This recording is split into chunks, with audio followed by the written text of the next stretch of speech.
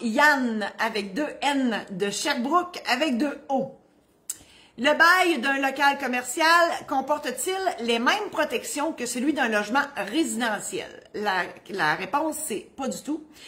Faut savoir qu'un bail résidentiel, bon, il y a la Régie du logement qui s'applique, il y a une foule d'articles du Code civil qui s'appliquent, et tout est en fonction de la protection des droits des locataires. Parlez-en aux locataires, ils pourraient vous en dire long là-dessus.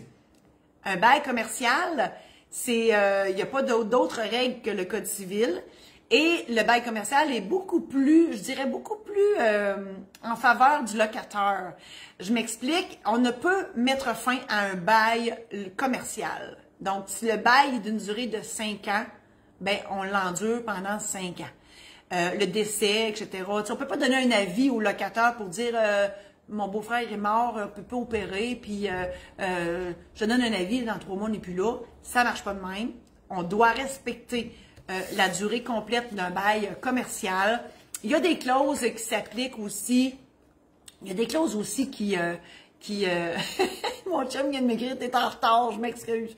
Oui, je suis quelques secondes en retard. Mon Dieu, je suis mon chum qui me surveille, c'est drôle. C'est bonjour, chérie, je t'aime. Donc, c'est ça. Alors, il y a des clauses qui protègent aussi les locataires, en ce sens que, entre autres, il y a une clause qui dit... Dans le bail, on dit pour les fins auxquelles sert ou servira le bail, comme moi, ben c'est une entreprise de notaire. Et à ce moment-là, ça allait vite parce qu'il y a une clause qui dit que le locataire ne peut louer un autre local à un autre notaire. Donc, on a une clause d'exclusivité. Il y a ça dans tous les centres d'achat, ou à peu près, où il y a des limitations de superficie, de chiffre d'affaires, etc. Donc, il y a des priorités aussi. Bon, alors, vous voyez que c'est pas la même game du tout. Le bail résidentiel, il est plus en fonction de la protection des locataires, alors que le bail commercial, ben, de part et d'autre. Et aussi, le bail commercial, c'est un revenu. Donc c'est un plus pour lorsqu'on veut vendre cette bâtisse-là.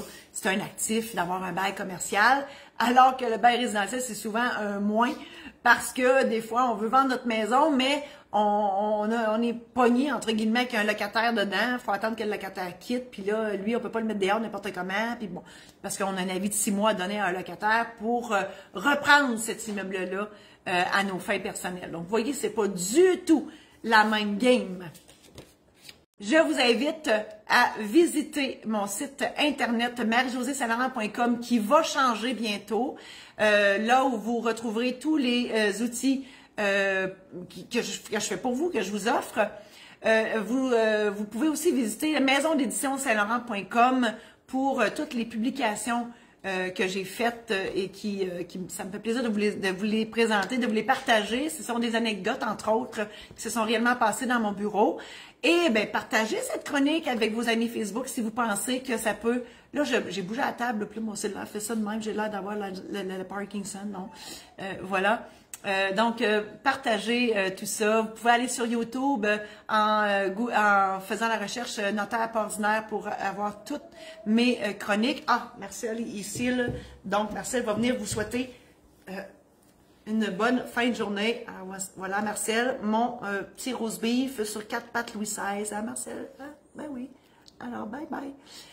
Et voilà. Alors, c'est tout pour aujourd'hui. Merci infiniment d'avoir été là. À la prochaine.